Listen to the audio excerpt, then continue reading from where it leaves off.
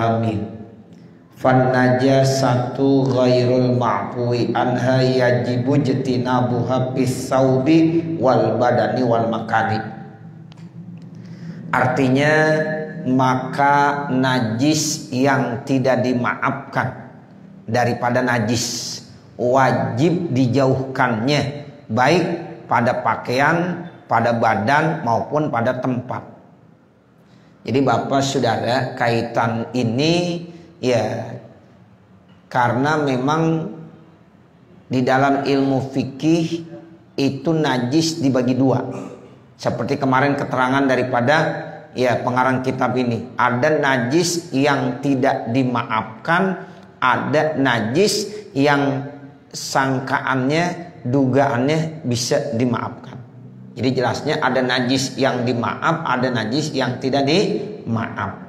Nah itu pada waktu kita sholat, nah kita harus benar-benar perhatiin ini dua-duanya.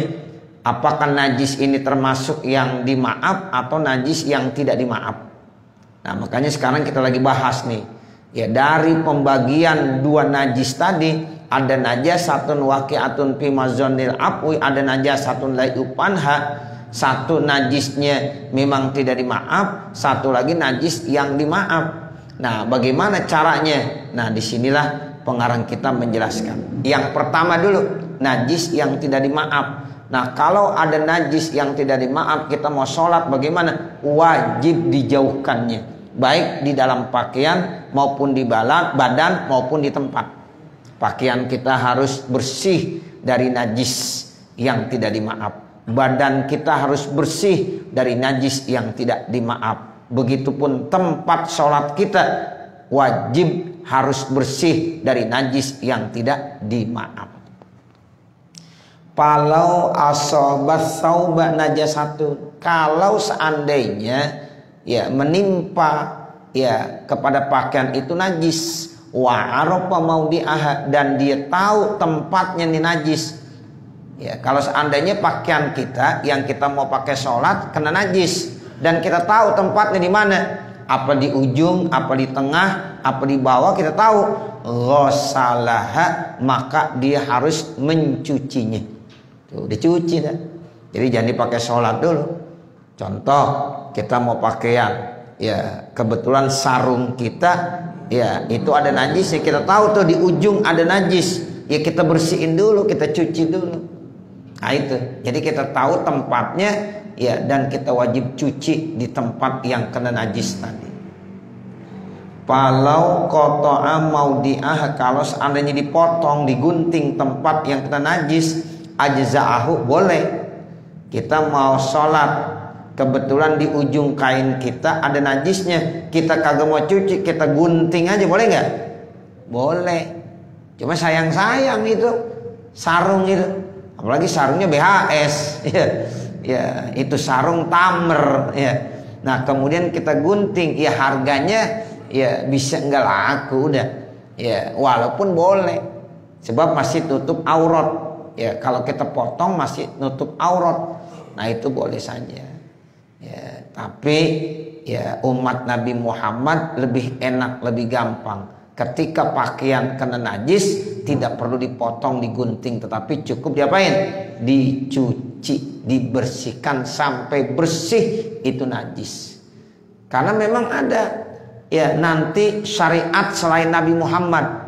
Syariat selain Nabi Muhammad tuh Bapak Saudara, kalau pakaian kena najis kagak bisa dicuci, nggak bisa. Pakai air nggak bisa.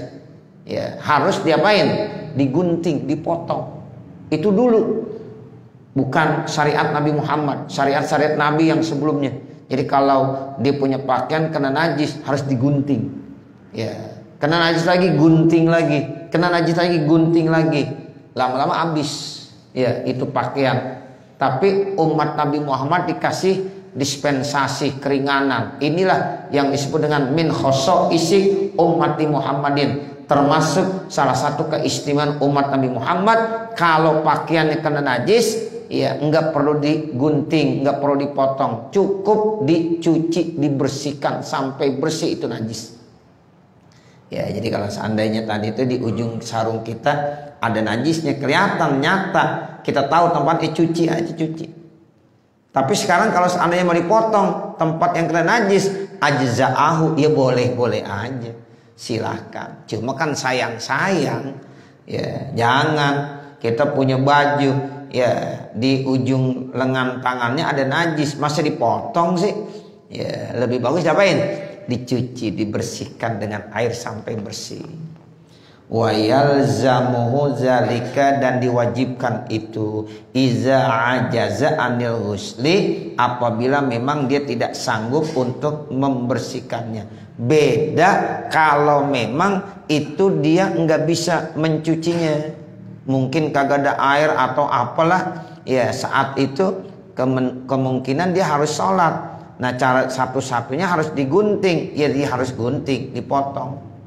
Tapi dengan syarat wakanal baki yasrul aurata, sisanya itu tetap masih nutup aurat. Tuh syaratnya begitu, sisanya masih tetap nutup aurat. Tapi ada syaratnya juga, bisyarti alayan kusamin kimati, namun juga tidak mengurangi nilai daripada pakaian tersebut bil qat'i, dengan sebab dipotong aksar itu lebih banyak min ujrati sobi, daripada upah tuh pakaian.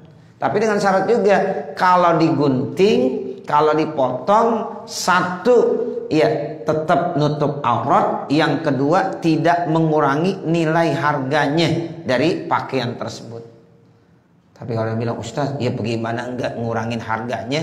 Ya kalau dipotong bukan ngurangin harganya, kagak laku dijual. Ya berarti jangan. Ya berarti jangan dipotong. Tetap diapain? Dicuci, dibersihkan saja. Kecuali kalau kertas atau apa yang mungkin itu dengan sebab dipotong tidak mengurangi ya nilai harganya, nah itu silahkan. Tapi kalau udah mengurangi nilai harganya, jangan, sayang-sayang. Ya, jadi syaratnya dua. Kalau dipotong tetap masih sisanya nutup aurat. Yang kedua tidak mengurangi nilai harga barang tersebut. Jadi pandangan ilmu fikih begitu, Bapak Saudara. Kalau seandainya mengurangi harga juga jangan. Udah nggak usah ya dipotong, biarkan aja ada najis. Terus bagaimana dia mau sholat? Ya karena memang nggak bisa, ya dia ya mau pakai, ya itu nanti ada dua kemungkinan. Ya mungkin ya kalau memang dia harus telanjang tuh, ya dia tutupin pakai tanah dan sebagainya, masih dibolehkan di tempat yang gelap, di kamar, seandainya terjadi begitu. Ya, tapi kan kagak mungkin manusia ya pakaiannya cuma satu-satunya seperti itu. Makanya diharapkan kalau kita mau pergi yang agak jauh tuh bawa tas, di dalam tas kalau bisa ada sarung yang bersih. Bawa sarung, Pak, bawa sarung. Ya, takutnya nanti celana dalam kita kotor. Ya, kemudian celana panjang kita kotor, kadang-kadang kita kalau pipis kan itu ya Allah, kita nggak sengaja, ternyata waktu kita pipis kena ya cipretan najis. Tuh, sementara kita dalam perjalanan yang cukup jauh. Nah, bagaimana? Kan nyusahin. Makanya dari rumah kita udah ihtiyaton, ya bertindak hati-hati, minimal bawa kain sarung. Ya kalau kain sarung aman dah tuh. Kita buka, kita pakai kain sarung dah. Entar selesai sholat kita pakai lagi itu. Ya berangkat lagi. Jadi gak ada alasan, Ustaz bagaimana? Ya ente sih di rumah banyak pakaian cuma satu, najis lagi dibawa. Tuh, itu ngada-ngada namanya. Nah makanya dari rumah kita punya program. Kalau kita pengen pergi jauh-jauh, udah mesti bawa apa? Bawa kain sarung. Tuh, tujuannya begitu, supaya kalau nanti celana dalam kita najis, itu kita bisa buka. Kita pakai kain sarung aja, nggak pakainya dalam nggak apa-apa kan ya? Boleh. Nah begitu, sholat pakai kain sarung walaupun nggak pakai daleman, ya karena daleman kita najis, nggak apa-apa. Nanti selesai sholat pakai lagi, jalan lagi. Nanti waktunya sholat kita berhenti, harus seperti itu lagi. Ini namanya udah ihtiyaton, udah benar-benar berhati-hati. Nah seperti itu. Ya bawa tas kecil, masukin sarung, berapa susahnya. Sekarang orang kalau jalan-jalan kemana-mana kan pasti bawa tas ya. Nah di dalam tas itu tolong masukin sarung. Nah sama seorang perempuan, saya sering sampaikan, ibu-ibu atau yang perempuan kalau pergi kemana-mana bawa apa? Ya mukena tuh, takutnya di tempat lain gak ada mukena. Ya makanya kita kalau punya musola, punya masjid, kalau bisa disiapkan tuh mukena. Ya, tapi minimal kita tetap bawa. Kita bawa supaya apa? Supaya nanti jaga-jaga. Kalau nggak ada mukena nggak ada alasan. Ya Ustaz saya kagak sholat, mengapa nggak ada mukenanya? Nah nggak boleh begitu tuh. Ya atau kita bilang Ustaz saya kagak sholat. Mengapa ente nggak sholat? Orang-orang pada sholat tuh. Ya habisnya celana dalam saya kotor. Tuh nggak ada alasan begitu. Ya kan kadang-kadang ada kita pergi rame-rame, yang lain pada sholat jamaah, dia enggak. Ditanya ente ngapa nggak sholat? Mohon maaf Ustaz, celana saya dalamannya najis. Nah itu nggak boleh itu. Ya, jadi kita udah benar-benar ihtiyatan, jaga hati-hati. Nah begitu. Karena ini memang kewajiban kita dalam waktu ya 24 jam itu kita mesti 5 kali sholat. Nah itu kita udah prediksi. Ya kita udah harus jaga benar hati-hati. Karena memang di rumah kita banyak pakaian. Ya beda lagi orang kagak punya pakaian. Ya kita banyak pakaian. Nah kenapa kita nggak bawa? Nah, mestinya kita harus bawa. Sarung aja kan kagak susah. Bawa 1 sarung tuh nggak susah. Nah ini penting sekali. Ya sehingga ya jangan sampai kita ninggalin sholat. Nah ini yang dikatakan kalau seandainya dipotong namun tidak nutup aurat, nggak boleh dipotong.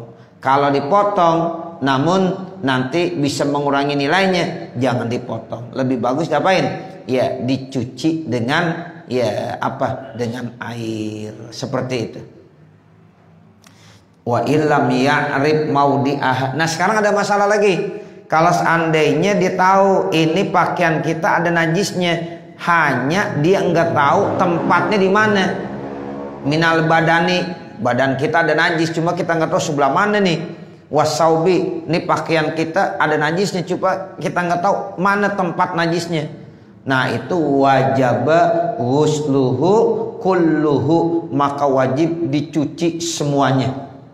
Tuh, jadi kalau seandainya kita punya sarung, kemudian sarung kita yakin ada najisnya, cuma di sebelah mana kita nggak tahu, ya wajib dicuci semuanya. Tapi kalau kita tahu tuh di ujung tuh yang kena najis, itu aja yang dibersihin, yang dicuci. Kita punya sorban, bawa sorban. Kita tahu yang kena najis ujungnya doang nih sorban. Ya ujungnya aja kita cuci. Yang lain masih suci kan, gak apa-apa. Tapi kalau kita nggak tahu ini sorban kena najis di bagian yang mana, itu saya nggak tahu. Yang jelas itu ada najisnya. Maka ini sorban wajib dicuci semuanya. Ya, karena itu menghindari dari hal-hal yang meragukan. Ya, kain begitu cuci semuanya. Badan kita begitu juga. Kita mau sholat, namun kita yakin badan kita ada najisnya, cuma kita nggak tahu di mana. Ya itu cuci semuanya. Tapi kalau kita tahu cuma di kaki doang yang najis, ya cuci kakinya. Oh di tangan doang yang kena najis, cuci tangannya. Cukup begitu. Tapi ini masalahnya dia tahu ada najisnya, cuma tempat najisnya di mana. Nah itu yang dia tidak tahu. Nah maka wajib dicuci semuanya. Kalau badan kita ya kita mandi. Kalau pakaian kita bersihkan tuh pakaian kita semuanya. Ya begitu. Ya yang dimaksud wajaba ghusluhu kulluhu wala yujzihi, dan tidak cukup al ijtihad. Orang itu ijtihad nggak cukup. Ijtihad aja ya, najisnya di sini doang nih. Udah ini aja yang dibersihin. Nggak bisa. Ijtihad di situ nggak cukup, nggak boleh. Ya, karena memang itu termasuk hal yang tidak bisa dijadikan untuk ijtihad. Ya, sehingga dia wajib mencuci semuanya. Walau asoba tarfu saubihi, kalau seandainya menimpa ujung pakaiannya, au imamati atau ujung sorbannya, najasatan, akan najis. Sekarang ujung baju kita ya ada najisnya, atau ujung sorban kita ada najisnya, batolat sholat tuh ya batal sholatnya. Kita misal lagi sholat pakai sorban, tiba-tiba ujung sorban kita kejatuhan najis, batal sholat kita. Kecuali cepet-cepet dijatuhkan tuh sorban dengan gerakan refleks spontanitas, lalu ya sorban itu dijatuhkan tanpa melakukan pekerjaan yang berat, yaitu 3 kali ya bergerak berturut-turut. Nah itu tidak membatalkan Bapak Saudara. Misalnya nih saya sholat pakai sorban, tiba-tiba di sorban saya kejatuhan najis, ya tai cecek atau apa yang basah, enggak kering, kan otomatis najis. Nah itu kalau saya diemin aja saya batal sholat saya. Tapi saya gerakan refleks, buang ini, ya saya jatuhkan sorban saya. Tapi gerakannya gerakan yang tidak membatalkan. Ya kalau af'alun kasiroh, perbuatan yang banyak 3 kali berturut-turut itu membatalkan. Ini enggak. Ya ada perbuatan yang tidak membatalkan, jatuhin tuh sorban, enggak apa-apa. Kalau spontanitas saat itu gerakan refleks, saat jatuhnya najis langsung secepatnya. Tapi kalau seandainya ya tidak cepat, ya batal. Ya jadi sholat saya otomatis batal. Kenapa? Karena ya saya bawa najis namanya. Di sorban ada najisnya, saya pakai, berarti saya bawa najis. Walaupun sarung suci, ya pakaian suci, badan suci, cuma di sorban ada najis, ya namanya saya bawa najis, itu dapat membatalkan sholat. Ya seperti itu. Nah, jadi ya kalau seandainya di ujung pakaiannya, di ujung sorbannya ada najis, batalat sholatuhu, maka batal sholatnya. Sawaun kana ibu sama aja yang terkena najis tadi ya taharraku, bergerak-gerak biharokati dengan harokatnya, dengan gerakannya, amla ataupun tidak. Baik ya itu sorban ya mungkin bergerak dengan gerakan-gerakan saya ataupun tidak bergerak, sama aja. Ini sorban saya panjang banget ya, sampai 3 meter. Ya saya sholat pakai sorban 3 meter sampai ke sana tuh nyengsernya. Nah di ujung sana kena najis, saya bawa. Walaupun nih sorban kagak bergerak-gerak, tetap hukumnya najis. Saya bawa najis, berarti sholat saya batal. Ya, saya contohin begini Bapak Saudara, saya sholat nih, saya sholat ya. Kebetulan nih sorban saya panjang 3 meter sampai di sana sholat. Nah kemudian di ujung sana tuh, ujung sorban saya yang di sana ada najisnya. Kemudian saya sholat, kan nyambung nih. Walaupun kagak bergerak tuh sorban ya, ujungnya di sana nggak bergerak-gerak. Ya tetap saya bawa najis juga karena ini nyambung ke sana. Nah itu tetap batal sholat saya. Nah seperti itu. Ya. Sorbannya dilepas, iya boleh. Kan tadi gerakan refleks cepet. Enggak, jangan baru ingat. Ya kalau udah 1 rakaat baru ingat ya udah batal. Ya rakaat pertama ada najisnya, rakaat kedua baru ingat, ya Allah sorban saya ada najisnya, baru dilepas, ya udah batal. Ini gerakan refleks, saat kita kejatuhan najis kita tahu langsung kita lepas. Tapi kalau memang sorban kita udah ada najisnya, ya udah batal. Gitu. Allahu Akbar. Ya kita tahu emang sorban kita najis, ya batal, nggak sah sholatnya. Kecuali kita lagi sholat, tiba-tiba ada tai cecek jatuh, ya nempel di sorban kita. Nah ini cepat kita gerakan refleks, kita jatuhkan sorban kita, itu kagak batal. Ya, tapi dengan catatan gerakan yang tidak menimbulkan, ya itu batal. Apa? Yaitu 3 gerakan yang berturut-turut yang dianggap ya gerakan itu berat. Sebab kan ada gerakan yang ringan, ada gerakan yang berat. Kalau gerakan yang ringan itu walaupun 3 kali nggak membatalkan. Seperti ini gerakan ringan nih namanya. Nih, telunjuk begini-begini ini gerakan ringan. Mau 1000 kali juga nggak batal. Tapi kalau gerakan berat begini, nah ini gerakan berat nih. Sekali, 2 kali, 3 kali batal. Ya, tapi kalau ini namanya gerakan ringan. Ya, kalau gerakan ringan tidak apa-apa. Ya, begitu ya Bapak Saudara. Kalau misalnya dia sampai kita jatuhkan, udah jatuh, tapi tetap waktu kita sholat menyentuh, gimana itu? Tapi nggak kita pakai, kan ya. Menyentuh. Ketika menyentuh bagian sorbannya yang suci nggak apa-apa. Ya, contoh, nih ujungnya yang najis. Sekarang ini sorban udah dijatuhkan, kita sujud di tempat sorban yang suci, nggak apa-apa. Begitu, sebab dia tidak membawa namanya. Kalau tadi dia membawa, kalau membawa walaupun di ujung bawah di sana, karena sorbannya begitu panjang bisa di atas 3 meter, itu tetap nggak sah sholatnya, batal. Nah, tapi kalau udah dijatuhkan, ya udah aman dia. Tapi ketika dia sujud, dia masih ya mencium dan sujud di tempat sorbannya, tapi yang sorbannya kagak najis, yang najisnya di ujung sana, nggak apa-apa, karena dia tidak membawa najis namanya. Begitu ya, Bapak Saudara. Kalau di baju, kancing, pasti baju itu kancing. Iya, ya masa kita buka bajunya ya susah, bener. Nah itu udah kagak bisa, berarti dia batal. Kalau sorban kan nggak ada kancingnya ya, bisa langsung dijatuhin. Nah begitu. Tapi kalau di pakaian, kebetulan tai cecek, ya kita basah nih lagi nih tai ceceknya, ya enggak kering, ya udah najis dah. Berarti batal atau sholatnya. Kalau batal dicuci dulu itu, dicuci, disolat lagi, diulang kembali. Betul, ya. Jadi diulang kembali sholatnya. Kalau udah selesai sholat gimana? Baru tahu. Assalamualaikum warahmatullahi. Assalamualaikum warahmatullahi. Tahu. Ya Allah, ada tai cecek. Ulang kembali. Iya, kecuali udah jalan, ya. Kemudian udah kira-kira kemana-mana, di baru lihat, ya Allah ini ada tai cecek. Nah itu bisa diihtimalkan, mungkin lagi jalan jatuh tai cecek. Kalau ini baru Assalamualaikum warahmatullahi, belum kemana-mana, dilihat, ya Allah ada tai cecek nih, batal sholatnya, diulang kembali walaupun sholatnya udah selesai. Begitu.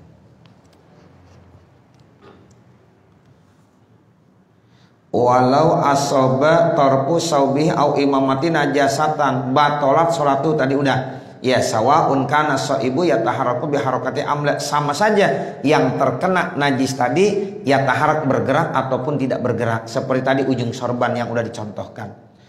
Walau qabada torfa hablin au saddihi, kalau seandainya ada orang memegang ujung tali atau ya ujung tambang, fi wasotihi, di tengah-tengah. Nah begitu, ada ujung tambang atau ujung tali dipegang. Watarpul akhor najisun, sementara ujung tambang atau ujung tali yang lainnya itu najis. Au mulkan, atau memang bertemu ala najasatin, di tempat yang najis. Bagaimana hukumnya nih kalau kita lagi sholat megang tali atau megang tambang yang ujungnya tambang atau tali tadi ada najisnya, bagaimana hukum sholat kita? Fafihi khilafun, maka di dalam menjawab pertanyaan tersebut ada perbedaan pendapat di kalangan para ulama. Ar-rajihu, yang kuat, fisyarhil kabir, yang diterangkan di dalam kitab Asy-Syarhil Kabir, war-Raudhah, dan kitab Raudhah, al-butlanu, itu hukumnya batal. Kal imamati, sama ya, sama seperti apa? Seperti sorban. Tuh. Jadi kalau kita sholat, kemudian kita bawa tali kita pegang, di ujung tali ada najis, maka batal. Menurut kitab Raudhah dan Syarhul Shaghir, itu hukumnya batal. Nah seperti itu. Dulu Pak, saya ingat benar, ya ada diskusi antara orang tua saya tuh, Walid Haji Asnawi Thohir, dengan encing saya, Ki Haji Muhammad Zain, Ki Haji Muhammad Zain Thohir. Waktu lagi hari Sabtu kalau ngajar tuh, ya di At-Thohiri, biasanya dia kalau mau pulang tuh ngobrol-ngobrol. Dibilang ini dulu masih baru keluar nih dulu speaker model pakai imam yang begini baru keluar. Ya, ada pertanyaan, ini kalau ada imam pakai model speaker begini, terus di atasnya ada najis, tuh gimana hukumnya? Nah begitu, imam tuh sah nggak sholatnya? Karena ini nih kan nyambung, ya nyambung. Di atas ada najisnya, ya toaknya ada najisnya. Nah itu didiskusi tuh, saya dengerin aja. Nah diambil nih permasalahan seperti ini. Ini ada khilaf katanya, tapi menurut kaul yang kuat batal sholatnya. Jadi batal Pak sholatnya.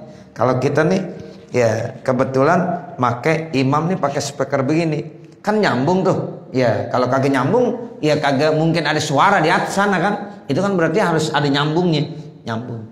Nah itu kalau di atas, ya ada toaknya najis, itu berarti batal. Itu menurut kaul yang rajih seperti itu.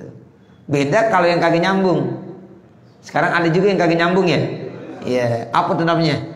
Wireless, itu aman. Ya, itu lebih aman. Ini yang nyambung ya, yang nyambung kabelnya nyambung.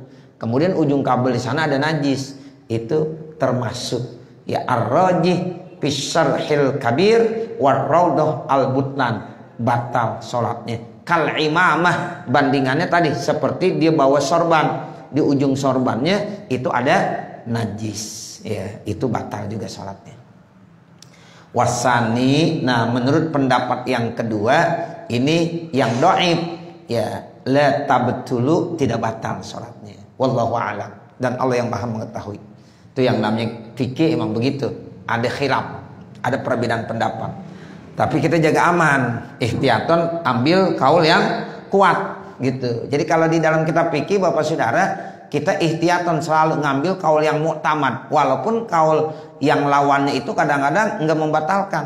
Ya, itu namanya dhaif. Tapi kita ngambilnya yang rajih, ya, yang kuat. Yang di sini dibilang ya batal, seperti dijelaskan dalam kitab Asy-Syarhil Kabir dan di dalam kitab Ar-Raudhah. Nah itu sama, dikias dengan sorban. Tadi kan kalau sorban udah paham bang kita tuh. Kita bawa sorban, ujung sorbannya ya itu ada najisnya. Walaupun itu tidak bergerak dengan gerakan kita, karena tuh sorbannya begitu panjangnya. Tetap kalau di ujung sorban ada najis, kita namanya bawa najis juga. Itu batal sholatnya. Nah begitulah orang kalau ada tali atau ada tambang, dia pegang itu tali atau tambang, di ujung tambang ada najis, maka menurut kaul yang kuat itu hukumnya batal sholatnya. Walaupun pendapat yang kedua bilangnya la tabtulu, tidak batal sholatnya. Wallahu a'lam. Qala Rafi'iyyu fi syarhis shaghir, berkata Imam Ar-Rafi'i di dalam kitab Asy-Syarhis Shaghir, wa huwa aujahul wajhain, yaitu yang lebih kuat daripada dua wajah. Walau kanal hamlu fi yadihi, kalau seandainya talinya tambangnya ada di tangannya, au saddahu, atau talinya fi wasatin, di tengah, watarpul akhar, dan ujungnya ada yang lain, marbutun, terikat, fi unuki himarin, yaitu di lehernya himar, wa alal himari himlu najasatin, sementara di atas himar itu dia membawa najis, papihil khilafu, maka kalau ditanya bagaimana hukum sholatnya nih, ya ini juga ada khilaf. Wal aula, yang paling utama, adamul butlan, tidak batal. Kenapa alasannya tidak batal? Li'anna bainal hamli wan najasa wasitotan, karena antara tali, tambang, dan najis itu ada perantara. Ada perantaranya, enggak nyambung langsung, tapi ada perantara. Ya, jadi ya itu ada perantaranya. Nah, karena ada wasitohnya, ada perantaranya, maka menurut kaul yang utama tidak membatalkan. Tapi kalau yang nyambung itu membatalkan. Walau shalla ala bisatin, kalau seandainya ada orang sholat di atas tikar. Bisat itu bisa tikar, bisa sejadah, bisa kita sholat di atas karpet, itu bisat namanya. Ya, jadi bisat ini umum sekali. Kalau dulu orang masih pakai tikar, dia sholat di atas tikar. Sekarang udah nggak ada yang pakai tikar, di atas sejadah atau di atas ya karpet. Tahtahu najasatun, nah di bawah karpet, di bawah tikernya ada najis. Aw ala toropi, atau di ujungnya itu ada najisnya. Ya, aw ala saririn, atau dia kebetulan sholat di atas tempat tidur atau di atas balek lah. Kalau orang dulu tuh biasa punya balek, ya balek, ya tempat tidur gitu. Qawaimuhu, bermula kaki-kakinya itu tempat tidur atau balek, ala najasatin, ada najisnya. Itu bagaimana? Kalau disolat di atas baleknya atau di atas ya tikernya, lam yadurro, nggak apa-apa. Tuh pertanyaan tadi yang bersama tuh. Ini kita sholat Bapak Saudara, kita sholat di sejadah, sejadahnya suci, tapi di bawah sejadah ada najis, boleh, nggak apa-apa, karena kita sholatnya di atas sejadah yang suci. Kita sholat di atas tikar, di bawah tikernya ada najis. Tapi ya itu najisnya mungkin kering kagak basah.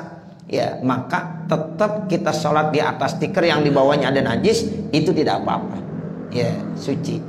Sama juga kita sholat di atas spiteng. Spiteng najis nggak bawahnya?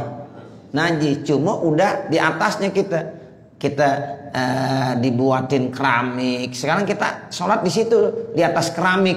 Yang kalau kita hancurin keramiknya pasti bawahnya itu najis. Ya spiteng. Nah itu boleh nggak? Boleh. Karena tetap kita sholat di atas tempat yang suci. Cuma bawahnya yang najis. Begitu ya Bapak Saudara. Jadi kalau seandainya ada najis di keramik, kemudian kita belum cuci, tapi itu najis kering, kita gelar aja sejadah.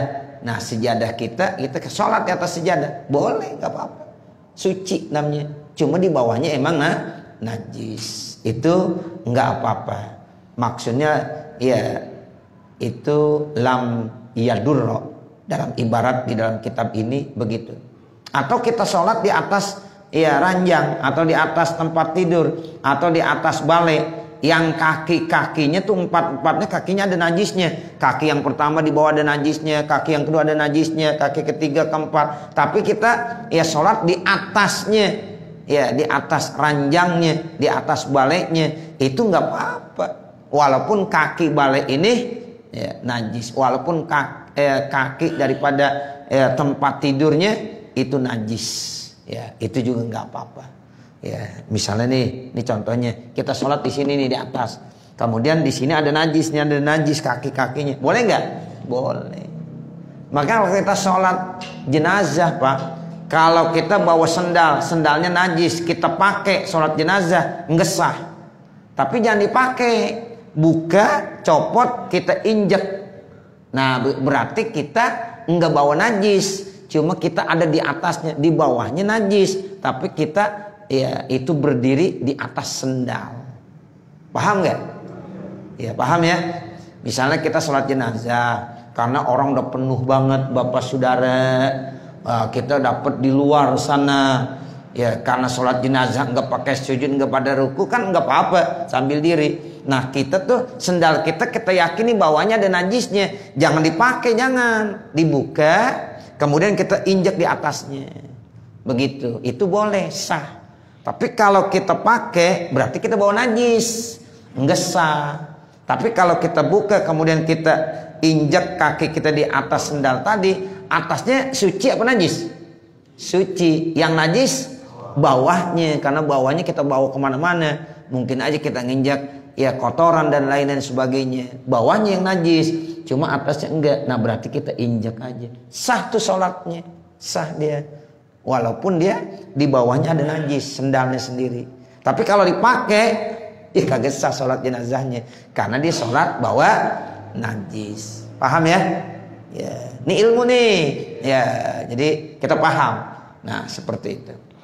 Iya. Kalau dulu kan kalau masih terbuka ya di masjid, masyarakat semua. Terus burung merah kan tuh. Burung gereja kan dulu banyak. Iya. Udah maaf. Ya merah.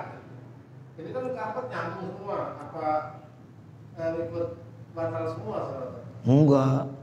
Jadi itu kan nyambung tapi kita nggak bawa gitu. Jadi yang di tempat ada tai burungnya aja jangan kita sholat gitu. Kalau yang di sini kagak ada tai burungnya boleh. Kita kalau mau sujud juga, di sini ada kotoran burung, kita belokin aja dikit. Yang penting arah kita tetap arah ke kiblat. Nah kita sujud jangan di tempat yang najis, kita belokin dikit. Boleh kita kolongin gitu maksudnya. Iya, dikolongin di bawah dada kita ada najis, kita sujud begitu boleh. Iya, nggak apa-apa, boleh. Iya. Kalau tutup pakai ini boleh juga ya, tutup pakai kertas atau? Iya boleh, kan tadi udah tuh. Iya, sama aja ditutup. Ya, misalnya ada najis di sini nih, kita sholat, kita mau sujud, kita belokin aja dikit atau kita kolongin. Nah begitu, kan tai burung ada di sini, ya kita sholat di sini nggak apa-apa. Yang penting kita nggak injak dan pada saat kita sujud kita kolongin aja, nggak apa-apa. Yang lain-lain apalagi, Nah begitu. Jadi nggak apa-apa tuh yang begitu. Karena itu namanya bukan membawa najis. Yang kagak boleh bawa najis. Ya, ada hamilun najasah. Kalau ada orang sholat kemudian dibawa najis, itu yang dikatakan batolat sholat tuh, batal sholatnya. Tapi kalau bukan bawa najis, lam yadurro, nggak apa-apa. Seperti apa? Seperti di sholat, di atasnya ya ada najis. Nah kemudian dipakaikan sejadah, berarti ditutupin sama sejadah, itu tidak apa-apa. Ya seperti itu.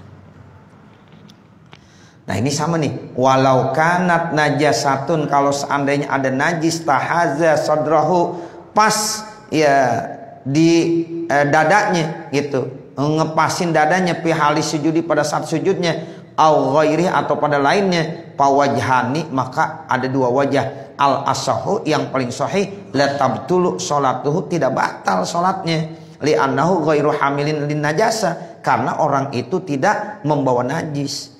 Kalau dia salat, kira-kira kalau di sujud pas di bawah dadanya ada najis, ya dikolongin aja, ya nggak ditempelin kan. Kecuali kalau nempel dadanya menajis, ya batal. Nah ini bisa dikolong di sujud.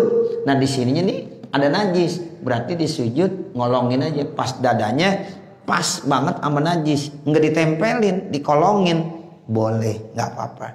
Ya itu al asah la tabtulu sholatuhu. Menurut kaul yang paling sahih itu tidak batal sholatnya, karena alasannya orang tadi tidak membawa najis. Wala musallin alaiha, dan juga tidak sholat di atas najis. Dia nggak sholat di atas najis, ya begitu, dikolongin, ya dikolongin masalahnya. Ya jadi dia tidak membawa najis dan tidak sholat di atas tempat yang najis. Walau shalla, kalau seandainya ada orang sholat wa huwa hamilun nasyaban, sementara dia membawa panah, lam tasihha sholatu, maka tidak sah sholatnya, li ajri raisi, karena bulu-bulunya tuh, karena panah itu biasanya ujungnya ada bulu-bulu dari binatang-binatang, yang itu adalah bangkai, hukumnya nggak boleh, najis. Nah itu nggak sah. Ya wa kadzal laukana fi bahaihi kustuan. Begitu juga kalau seandainya di atas jambulnya itu ada misalnya barang-barang adonan roti yang ghairi tohirin, yang tidak suci, ya itu juga sama, nggak boleh, ya karena dia membawa najis. Pokoknya kalau apa saja yang memang itu ada najis dibawa, itu tidak sah. Wa ma asbaha zalika, dan yang menyerupai itu semuanya. Wallahu a'lam, dan Allah yang maha mengetahui. Nah nanti baru al-qismus tsani minan najasah dan seterusnya. Mudah-mudahan apa yang kita baca ada manfaatnya. Kalau imam setelah selesai baru tahu bahwa dia membawa najis, Iya. itu sholat makmumnya gimana Ustaz? Ya sama, imam kagak sah, makmum kagak sah. Jadi kalau memang masih ada, makmumnya belum kemana-mana, kasih tahu, yuk kita ulang kembali, karena saya tadi bawa najis, gitu. Ya, otomatis ya, imam kagak sah ya otomatis makmum tidak sah. Ya. Kalau imam udah sampai rumah baru tahu dia bawa najis, Ya. itu makmumnya Baik, itu nanti diihtimalkan. Mungkin aja dari musola pulang ke rumah, itu di tengah jalan baru dapat najisnya. Ihtimalkan begitu. Ya, jadi udah sah sholatnya. Ya, jadi ya, mudah-mudahan tadi pada saat sholat kagak ada najis. Nah najis ini mulai adanya pada saat dia lagi pulang dari musola ke rumah. Mungkin di situ tuh kejatuhan najisnya. Jadi masih ada jalan, solusinya masih ada. Tapi kalau dia habis salam assalamualaikum warahmatullahi, assalamualaikum warahmatullahi, dia yakin itu ada najis, ya udah memang pada waktu sholat ada najis, berarti kasih tahu jamaah harus diulang kembali. Iya begitu. Kalau pas Jumat ya jamaah terus satu rakaat terus najis itu maksudnya ganti lohor gitu. Ya, satu rakaat kena najis kan batal, ilangin dulu najisnya, ya ilangin najisnya, langsung sholat kembali. Kalau dia sholat Jumatnya masih dapat satu rakaat ngikut imam, tetap tinggal nambahin satu rakaat, itu Jumat namanya. Tetap masih sholat Jumat. Tapi dia ketinggalan satu rakaat karena tadi pas rakaat yang keduanya disadar, wah ini ada najis, kan berarti dibersihin. Habis dibersihin masih keburu sholat ngikut imam, ya udah langsung tetap masih sholat Jumat. nanti imam salam tinggal nambahin 1 rakaat gitu. Kecuali kalau bapak bersih ternyata pas banget ya selesai takbiratul ihram, imam udah ya i'tidal di rakaat kedua, imam udah sujud di rakaat kedua, tetap sholatnya niatnya Jumat. Usolli fardal jum'ati rakaataini mustaqbila kiblati adaan makmuman lillahi ta'ala. Nah, kemudian imam tasahud akhir, bapak kan ya tasahud juga, imam salam, berarti bapak nambahinnya nanti 4 rakaat. Jadi sholat apa? Sholat zuhur. Tapi tadi niatnya tetap niat Jumat. Tapi nanti nambahinnya 4 rakaat. Jadi sholat zuhur. Begitu. Jadi nggak usah bingung. Karena memang kondisi, oh ini kena najis. Ya kalau kita terusin, kita udah nggak sah sholatnya. Ke kamar mandi, bersihin dulu pakaian kita yang kena najis. Selesai, kita kembali lagi untuk sholat. Nah kalau kita masih dapat 1 rakaat, tinggal nambahin 1 rakaat, tetap dapat sholat Jumat namanya. Tapi kalau rakaat pertama nggak dapat, rakaat kedua nggak dapat, udah imam udah tasyahud, atau imam udah sujud, atau imam udah i'tidal, nah itu nanti tinggal tambahin aja, imam salam kita tambahin 4 rakaat, berarti kita sholatnya sholat zuhur. Itu yang disebut sholat wala nawa wala sholat. Dia sholat ya tapi kagak niat, dia niat tapi kagak sholat. Niatnya niat Jumat, sholatnya zuhur. Sholatnya sholat zuhur, niatnya Jumat. Begitu. Ya. Kalau ini di luar dari najis. Iya. Ini kenyataan ada betul-betul kemarin 2 jam lalu kita kan ke Solo tuh. Jadi sana itu sholat. Iya. Jadi imamnya itu bacanya itu kayak nggak benar gitu. Iya kan, iya kan, kita saya kan. Iya. Tapi kita mau gimana itu? Kita teruskan aja nggak kita? Kalau kita mau langsung. Iya, sholat harus diteruskan, nggak boleh dibatalin. Walaupun imam begitu. Iya, cuma namanya kita muparokoh. Muparokoh itu bukan batalin ya. Ya, tolong digarisbawahi Bapak Saudara. Kita jamaah ngikut imam, imamnya kita yakin bacaan Fatihahnya kagak bener, jangan diikutin, muparokoh. Tapi kita nggak batalin, sholat tetap, tapi kita udah muparokoh. Artinya muparokoh berpisah daripada imam. Kita udah kagak ngikutin dia, gitu, baca aja. Ya tapi kalau kebetulan bacaan kita barengan sama dia, ya itu nggak apa-apa. Tapi kita jangan ngikutin, barengin. Begitu. Tapi kebetulan Ustadz nih bareng, nggak apa-apa. Kita baca ini bareng, kita sujud bareng, kita ya bangun bareng, nggak apa-apa. Tapi kita udah tidak ada kaitannya ngikut imam karena udah mau paroko. Udah mau paroko mah sendiri-sendiri aja. Begitu ya Bapak. Nggak ketahuan kagak. Iya nggak ketahuan. Nah seperti itu. Jangan kita batalin, kita pindah ke tempat lain, jangan begitu maksudnya. Iya. Oh iya, kalau tadi dia ngikut terus, kalau dia ngikut terus, kemudian ada ragu sama dia, ya dia mau ngulang lagi nggak apa-apa. Ya cuma kalau dia udah bersikap ya tadi solusinya begitu, ya saya udah mau paroko tadi, ya gak usah ngulangin. Tapi kalau saya kagak mau paroko ngikutin terus, tapi dalam arti kayaknya ganjel kagak enak, ya udah turu-turu berapa orang tadi, dia sholat aja lagi, begitu. Iya, ya karena ya kita nggak boleh ragu. Kita ragu tadi, oh Fatihahnya kayaknya nih rukunnya, rukun kaulinya kagak bener. Ya menurut kita nih berapa orang, ada 1 rombongan, kita bikin lagi sholat yuk. Ya nggak apa-apa silahkan. Tapi kalau tadi bilang, oh saya udah mau paroko, nggak usah ngulangin, seperti itu. Iya, ya karena memang dia kagak yakin, nggak apa-apa. Ya, karena memang kita udah ngaji, jadi kita udah yakin banget ini, ya baca Fatihahnya kagak bener, rukun kaulinya nggak bener, ya kagak sah kan sholat. La sholata liman lam yaqra bi Fatihatil kitab, termasuk yang salah baca Fatihahnya, tetap nggak sah, begitu. Nah kita masa nggak sah kita ikutin, ya, karena ragu, udah kita ngulangin lagi, begitu ya. Ya. Kita ada punya bisu atau barang. Kalau bagi imam terasa ada atau bisu besar keluar darah atau apa. Terus dibatalin apa terus? Baik. Kalau yang begitu tuh darahnya namanya makfu. Darah bisul makfu. terusin aja, terusin. Iya. Karena itu tidak membatalkan. Korengan, ada koreng itu, ya pas banget lagi sujud kebentur apa kali gitu, ya keluar darah, ya itu makruh namanya masih. Bisul begitu juga, ya keluar darah bisulnya lagi imam atau lagi sholat biasa, terusin aja karena itu termasuk darah makfu yang dimaafin. Najis cuma makfu saat itu, ya boleh seperti itu. Lanjut yang muparokah tadi, kita baca imam tadi kita coba kita salah. Mungkin kita muparokah, tapi kita tetap ikutin gerakannya, boleh nggak? Jangan. Jangan ya. Iya. Udah muparokah masih ngikutin bagaimana? Iya.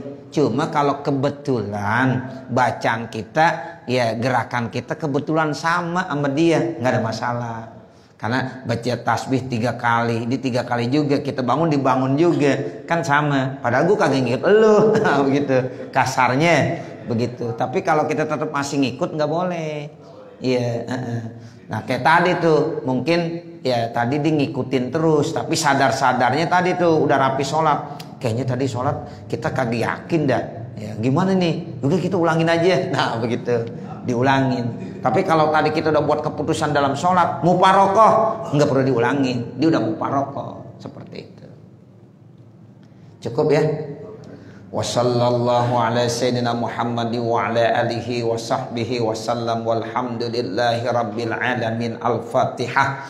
A'udzu billahi minasyaitonir rajim. Bismillahirrahmanirrahim. Alhamdulillahi rabbil alamin. Arrahmanir rahim. Maliki yaumiddin. Iyyaka na'budu wa iyyaka nasta'in. Ihdinas siratal mustaqim. Siratal ladzina an'amta 'alaihim ghairil maghdubi 'alaihim waladdallin. Rabbighfirli wa liwalidayya amin. Bismillahirrahmanirrahim. Alhamdulillahirabbil alamin. Allahumma shalli ala sayyidina Muhammad wa ala ali sayyidina Muhammad. Rabbana zalamna anfusana wa illam taghfir lana wa tarhamna lanakunanna minal khasirin. Rabbana atina fid dunya hasanah wa fil akhirati hasanah wa qina adzabannar. Wa sallallahu ala sayyidina Muhammad wa ala alihi washabbihi wasallam. Walhamdulillahirabbil alamin. Wassalamu alaikum warahmatullahi wabarakatuh.